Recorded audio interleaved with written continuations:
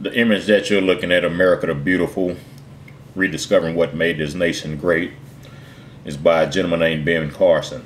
He's the top neurosurgeon in the world.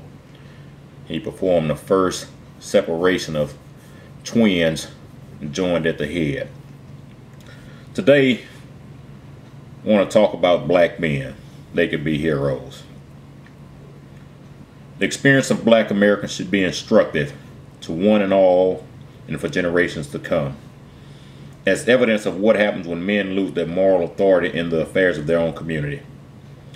As black youngsters spin out of control, grasping at all the wrong methods to attain the recognition that will be theirs in stable family life, they have become menaces even to themselves. Not only are wild, unruly boys failed by the adults around them, they learn early that black men, especially, haven't a clue about how to get a handle on unremitting social decline.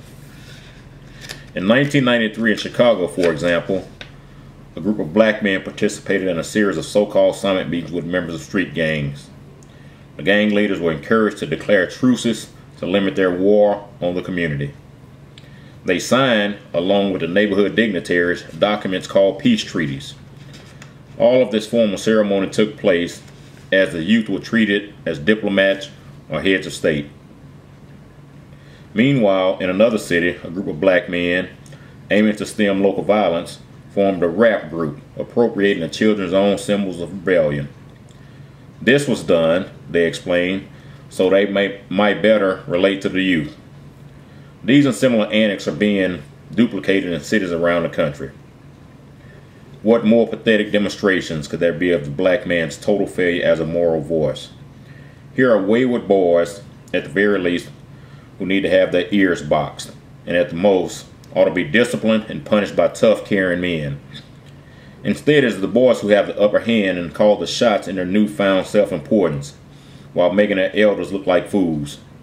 Worse, such accommodating behavior on the part of adults sends clear signals to black youth who find fewer and fewer men to respect that they will be rewarded after committing even the most heinous offenses.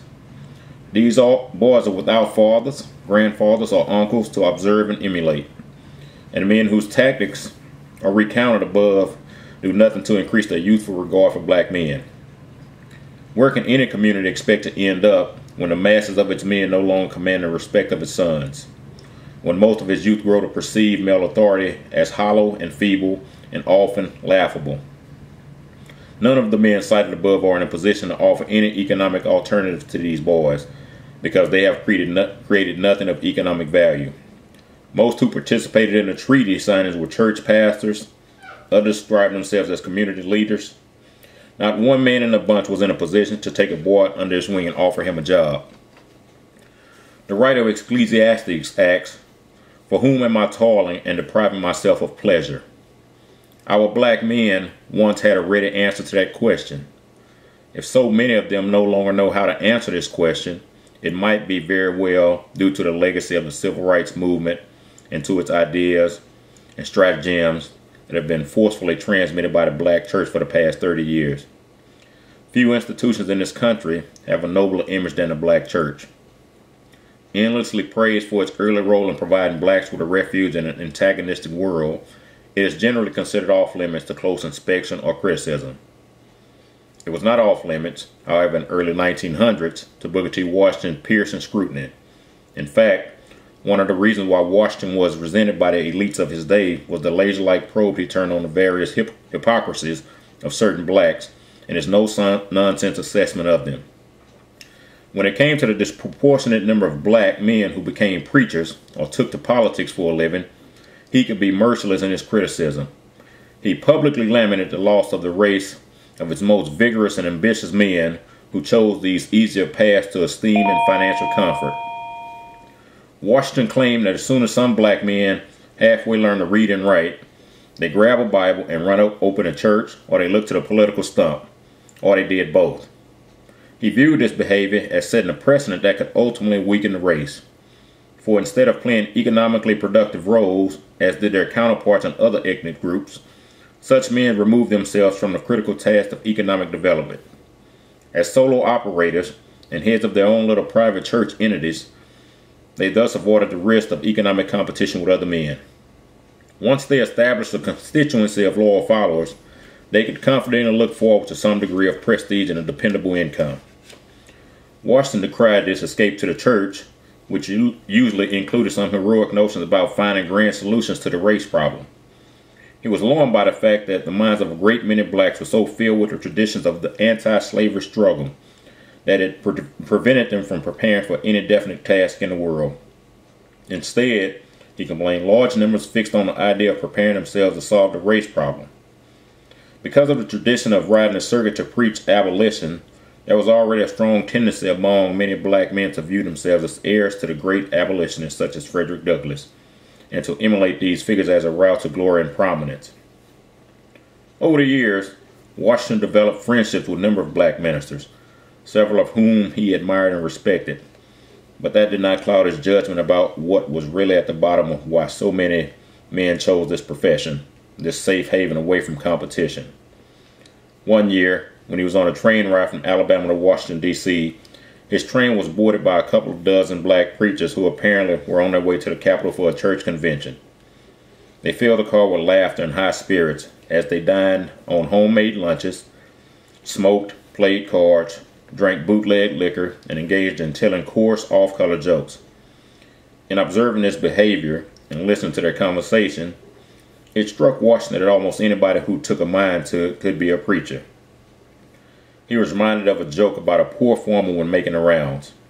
It seemed that the farmer, after spending years with his mule plowing hard, unyielding soil in the hot sun for long hours every day, decided he had had enough of such labor.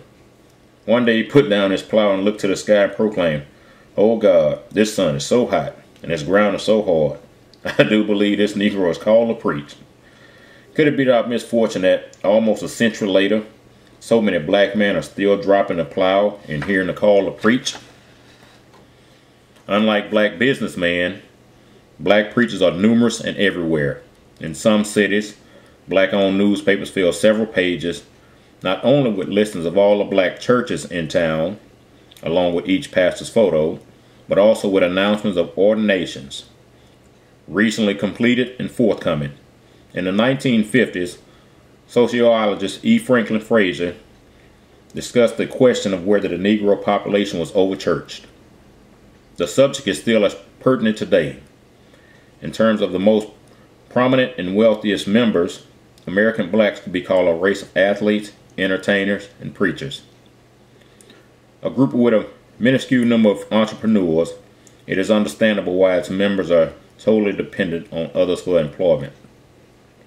From early on, there were blacks expressing a concern that every time a black man built a church instead of a business, he established his own personal cathedral of commerce to benefit himself and a few others. In recent years, it has been pointed out that if the same percentage of the country's Asian men were to take to the pulpit, the political stump, the basketball court, or the entertainment stage, the masses of Asians would find themselves on the bottom of the economic barrel. Ditto for Greeks, Poles, and all. Thank you.